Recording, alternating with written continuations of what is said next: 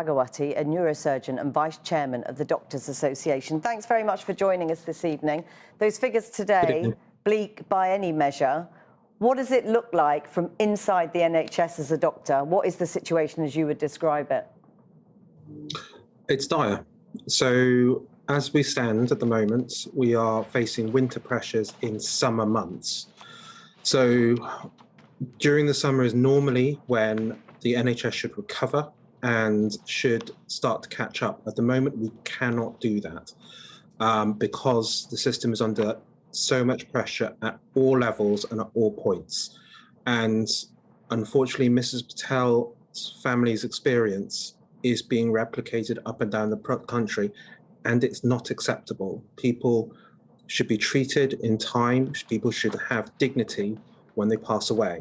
And unfortunately, this is not happening. And these are due to systemic factors. And frontline staff are being burnt out because they are having to work in these conditions they did not sign up to. They are trying to treat patients as best as they can. They are apologizing for situations that are out of control, and they are themselves are suffering mental health issues as a result. We are losing staff and yet, because of what is going on.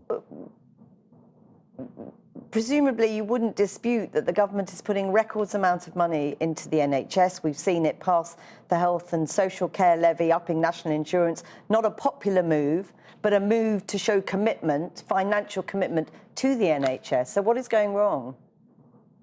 So this is always the governmental response whenever there is an issue in the health service, is to flash numbers in front of everybody and say, look, this is what we're doing. The question is always the same and should always be asked, which is it enough? And the answer is no. So for several years, the NHS had increasing rates. We had 4.4 million on a waiting list before COVID hit. We now have over 6.6 million. We are short doctors up and down the country. We have a backlog that needs to be addressed. We are short at 1,400 anaesthetists. So with all due respect to whichever the next government minister comes on and talks about the NHS, unless they address one of four factors, they are talking hot air. And those four factors are recruitment, retention, social care, and resource. Unless they are dedicated to those 4 points, what they're talking about is irrelevant.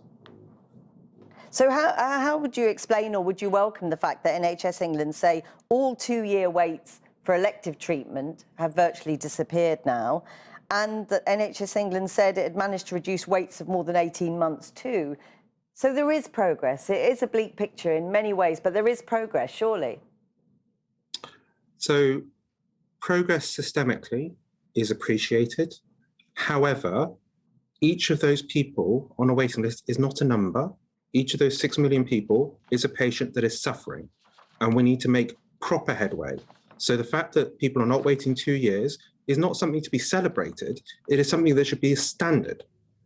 What we are doing is we are catching up on a situation that should not have been in place in the first place. We need to make choices about how we spend our money in this country and whether our health is important to us and our loved ones. And those decisions need to be made centrally. And just very briefly, one of the interesting things about the figures today is how much demand is rising. The ambulance record call-outs, an increase in the public calling 111. How do you explain that? So health is a journey throughout, and the earlier one is able to intervene on a health condition, the less serious it becomes. Unfortunately, with waits increasing for community services, with reduction in community services, the access that people have to healthcare reduces. And so we cannot intervene more quickly and more effectively on conditions that people affect on a daily basis. So for example, if you have a heart condition, the most effective treatment is prevention and treatment of blood pressure, diabetes, and cholesterol. If people cannot access those services, are not seeing the appropriate services, then we will end up with heart attacks and other complications, and more serious complications that are more difficult to treat. And that is precisely what we are seeing now.